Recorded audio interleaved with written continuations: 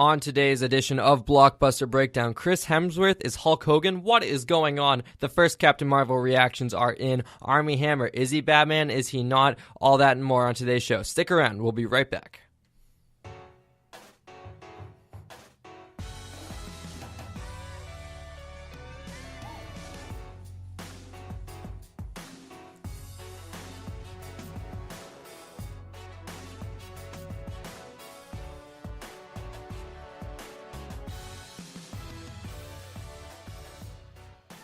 All right, what is going on, guys? Welcome back to another edition of Blockbuster Breakdown. We talk blockbuster movies on this show. We talk all the news, we review some, all that, and more. I'm your host, as always, Liam Crowley, joined alongside no one on today's show. Unfortunately, my usual co-host, Mike Gillis, he could not be here today. He's a thespian. He's an actor. You know, he's involved in these plays for his college, Salve Regina, in Newport, Rhode Island, and unfortunately this week is a rigorous rehearsal schedule. He is in a production of Gypsy, and he will be playing Yonkers and Uncle Jocko, pulling double duty there, 2 roles for the big man. And yeah, unfortunately we're trying to schedule a time where we could both be on.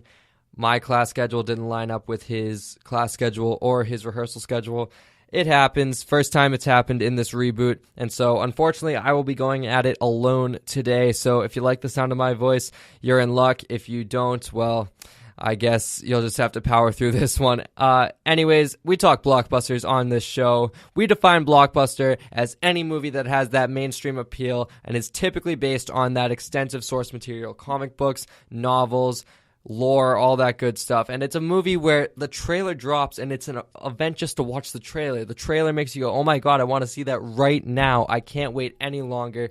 And yeah, once that movie comes out in theaters, you are first in line, and it's barely even a movie. It's an event to watch it. That's what we define blockbuster on this show. Not just the movies that have the big budgets or the movies that make a lot of money, but the movies that have that mainstream appeal. On today's show, we got a lot of stuff, and we have some major announcements. I teased it on the show's Twitter, and yeah, if you want to hear more on those announcements, stick around till the end of the show. I'll get more in depth with them there. But yeah, it's big things for Blockbuster Breakdown. I'll just leave it at that. But as always, we are going to start with our weekend box office recap, and it was an interesting one for sure. President's Day weekend, typically you see a good amount of money being made from certain films. Last year, President's Day weekend, we had the emergence of Black Panther making a ton of money over that weekend. This year, not so much. I'm going to read the top 5 and then I'm going to give my thoughts. All right, coming in at number 1 over the weekend was Alita Battle Angel, making $33.5 million in its inaugural weekend. Coming in at number 2 is the Lego Movie 2, the second part, making $27.7 million, dropping 18%. I believe that is its third weekend. Yes, its third weekend.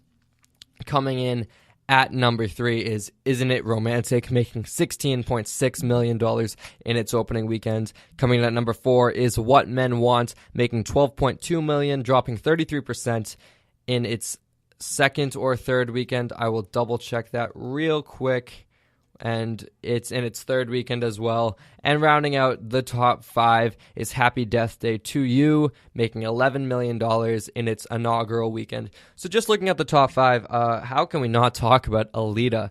This movie has been marketed as a box office juggernaut, as a big budget, James Cameron attached, huge cast as well. Mahershala Ali, his name is escaping me right now. Christoph Waltz, I don't know why I lost it for a second. Big cast, and yeah, $33 million.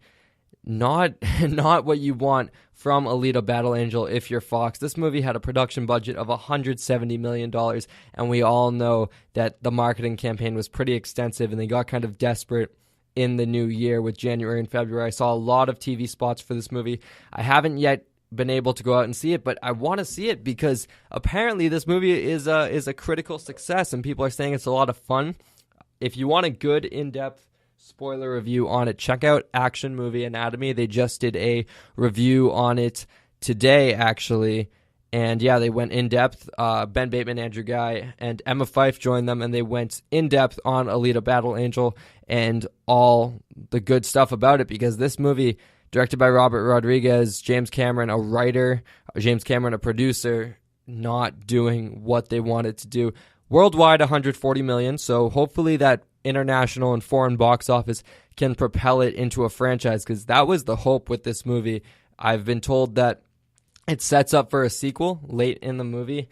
And yeah, unfortunately, if this box office trend continues, Alita: Battle Angel might be over before it even starts, which is a shame, because these good movies, I don't think a lot of people were expecting anything out of this, but especially with James Cameron being so focused on Avatar and people not thinking that, oh, like this is going to be anything special, but apparently it is, and you hate to see when good movies don't make that big box office money.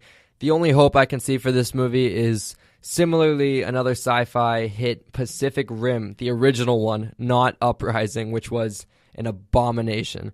Anyways, the original Pacific Rim, a lot of people loved it, did not take home what it wanted domestically, but internationally it was a huge success. People, I believe the original studio did not want to make a sequel based on the box office numbers because they were so stressed about domestic box office, but eventually it did get that sequel. We all infamously know how atrocious the sequel was, but that international box office propelled it enough to become a franchise, or at least get that sequel. So hopefully this international box office can push Alita: Battle Angel into the box office figure it not only wants but deserves.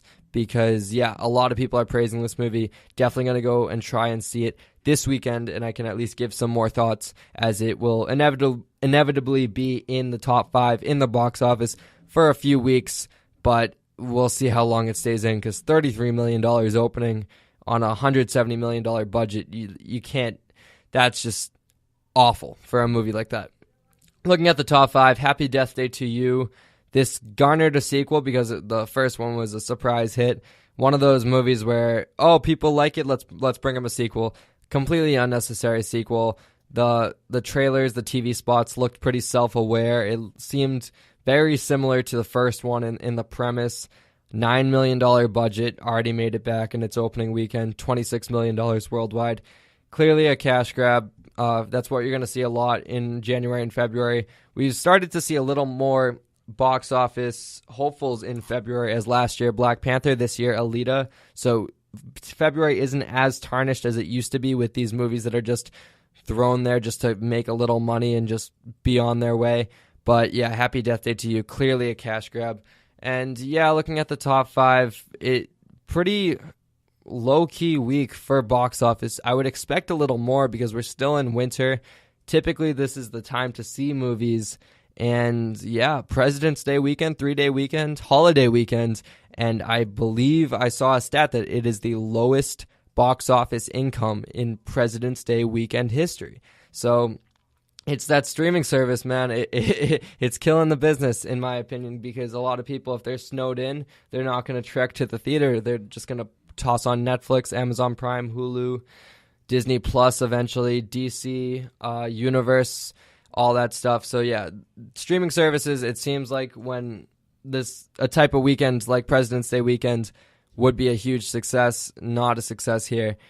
Unfortunate to see that. That's just my opinion on it. Streaming services are good for like watching movies on demand, but sometimes it's sad to see them having that effect on the box office, because, you know, I love going to the movies. The movies are an event. A lot of people don't go as much as I feel they should anymore, but I hope the business continues for sure, and hopefully we can have a happy medium of both. All right, that's going to do it for the box office recap from the past weekend, and now we're going to get into our first story. I mentioned it in the tease at the beginning, and that's that Chris Hemsworth is going to play Hulk Hogan.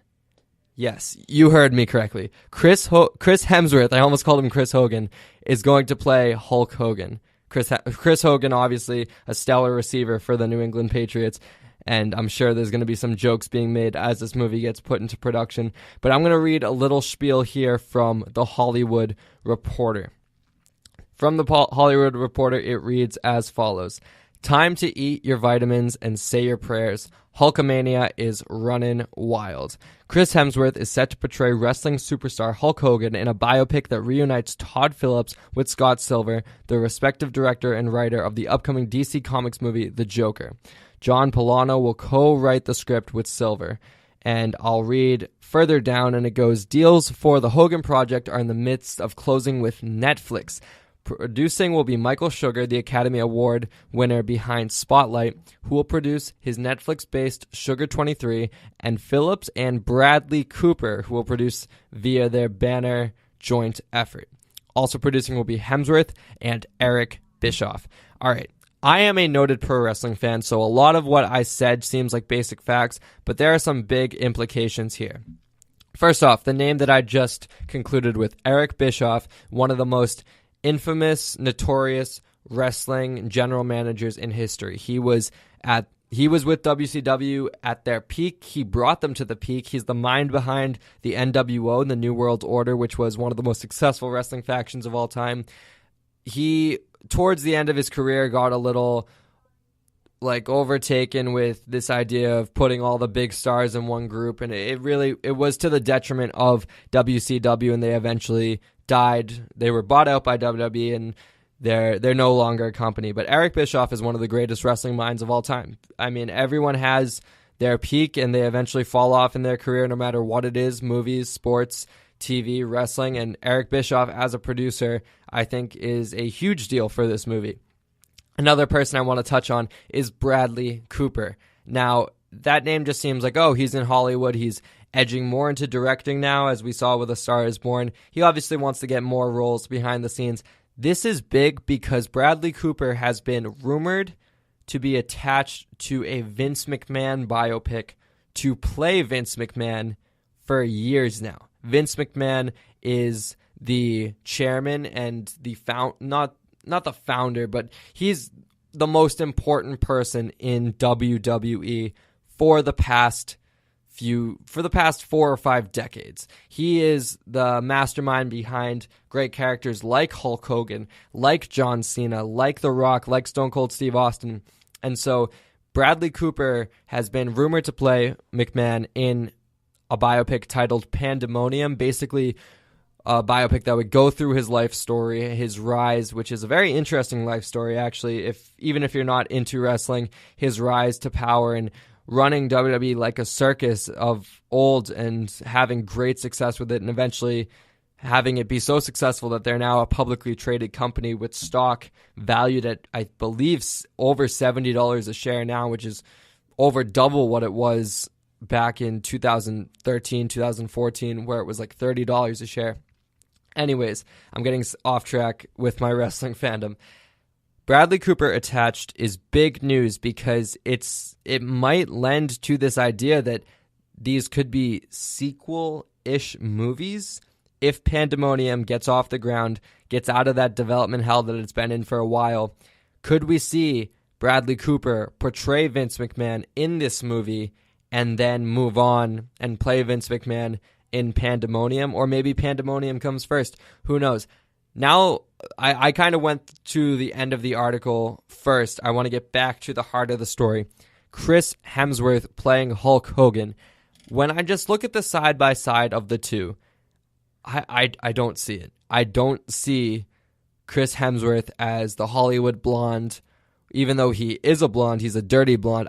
I don't see him with the handlebar mustache. He's strong, but he's lean strong. Hulk Hogan, we all know back in the day, was on steroids.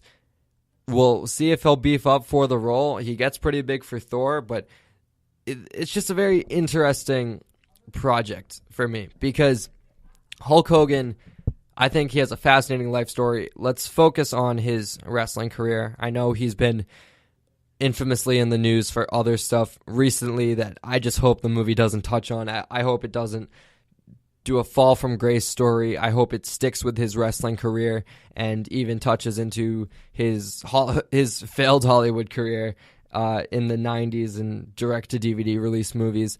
But yeah, this movie has a lot of potential for me, and I'm very excited to see if it gets off the ground. I wonder if this announcement comes in light of Fighting With My Family's release, which is the biopic on WWE superstar Paige. She's now retired due to an injury, but her story about her family and how she grew up in the wrestling business and how she eventually